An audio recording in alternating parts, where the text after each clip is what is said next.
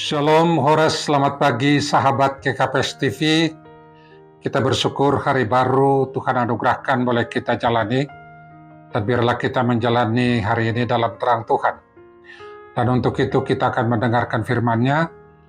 Dan marilah kita berdoa. Bapa di dalam Yesus Kristus, kami bersyukur untuk hari baru yang Tuhan anugerahkan boleh kami jalani di dalam kehidupan kami. Dan kami senantiasa rindu menjalani hari ini dalam tuntunan dan terang Tuhan. Karena itu, jikalau kami boleh mendengarkan firman-Mu, biarlah ini juga menjadi penuntun bagi setiap kami, sehingga kami boleh menjalaninya yang membawa kebaikan bagi kehidupan dan nama Tuhan dimuliakan. Terima kasih Bapa, dalam Yesus Kristus kami berdoa. Amin. Saudara-saudara yang dikasihi Tuhan Yesus Kristus, firman Tuhan bagi kita pada hari ini diambil dari surat 1 Yohanes, pasalnya yang keempat, ayat yang ke-9. Demikian tertulis di sana. Dalam hal inilah kasih Allah dinyatakan di tengah-tengah kita, yaitu bahwa Allah telah mengutus anaknya yang tunggal ke dalam dunia supaya kita hidup olehnya. Amin. Saudara-saudara yang dikasihi Tuhan Yesus Kristus, ada suatu cerita tentang Rasul Yohanes dan para muridnya. Seperti yang kita tahu, Rasul Yohanes adalah salah satu murid Yesus yang hidup sampai masa tuanya. Dan sebagaimana rasul-rasul lain, Rasul Yohanes juga memiliki murid-murid yang mengikuti dia.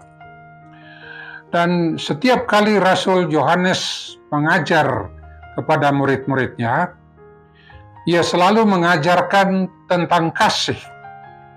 Sehingga murid-muridnya pernah bertanya, mengapa setiap kali ia mengajar, tema atau topiknya selalu tentang kasih?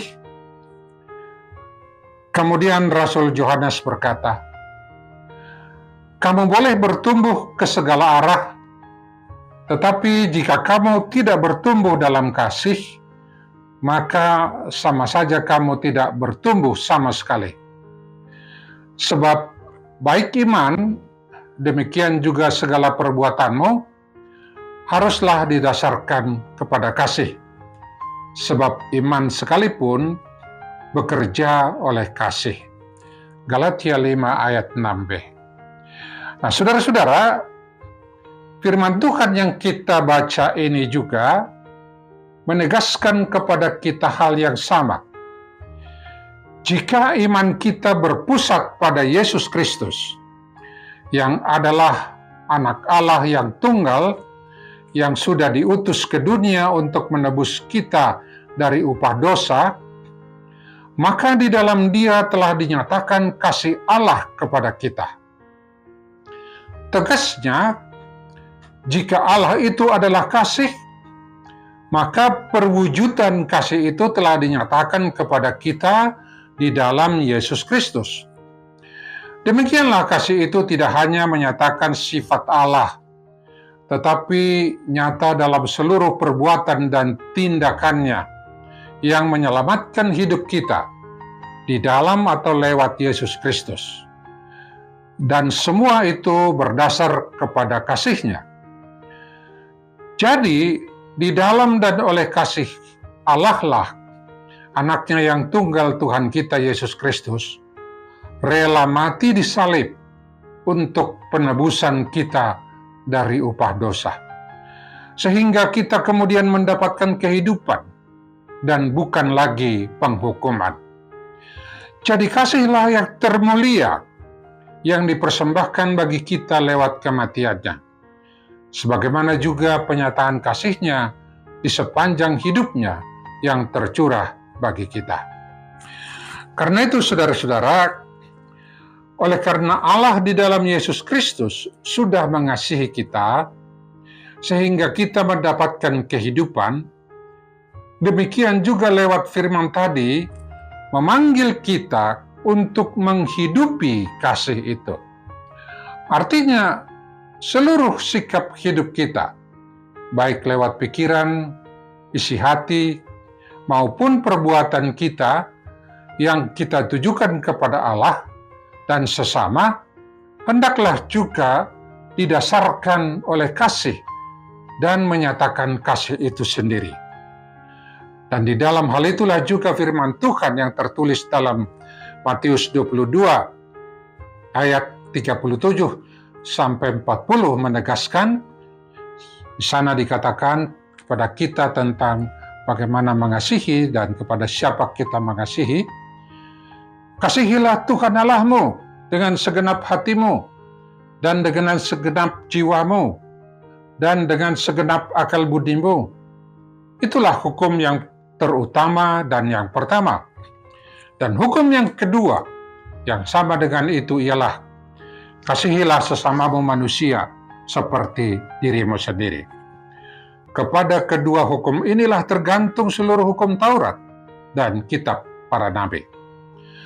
Oleh karena itu jugalah Rasul Paulus berkata dalam Efesus 3 ayat 17, sana dikatakan, oleh imanmu Kristus diam di dalam hatimu, dan kamu berakar serta berdasar di dalam kasih. Demikianlah saudara-saudara, seharusnyalah kita bertumbuh di dalam kasih, dalam setiap aspek dan kegiatan kehidupan kita. Sebagaimana juga yang didoakan Paulus dalam Filipi 1 ayat 9. Sana dia berkata, dan inilah doaku, semoga kasihmu semakin melimpah. Dan dari hal itu, kehadiran kita di tengah-tengah dunia ini sebagai anak-anak Allah nyatalah akan membawa kebaikan dan anugerah Tuhan yang nyata dalam ketika kita mengerjakan kasih itu, yaitu kasih yang kita tujukan kepada Allah maupun kasih yang kita tujukan kepada sesama. Dan kedua hal ini tentunya saudara-saudara tidak dapat kita pisahkan, yaitu kasih kepada Allah dan sesama.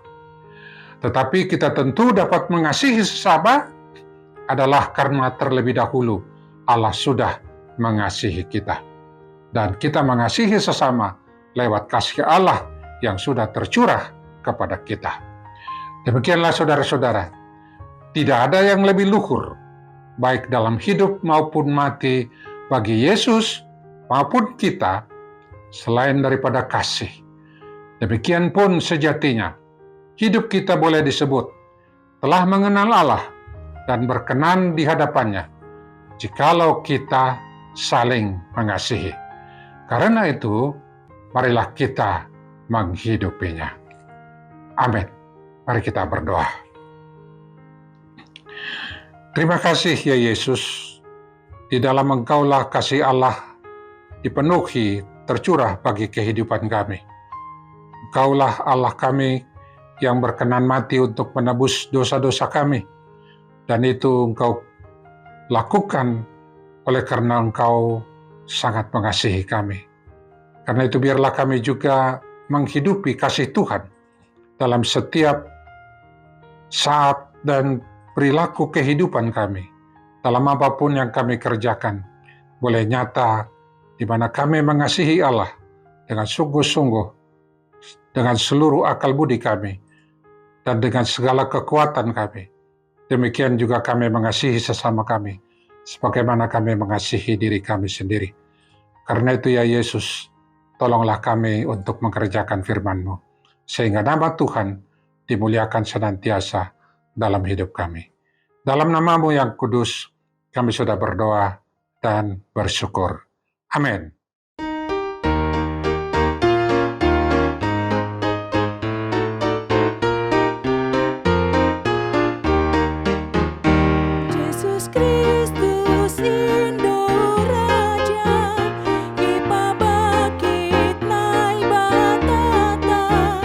Menggum-gumi hajojor, menggum-gumi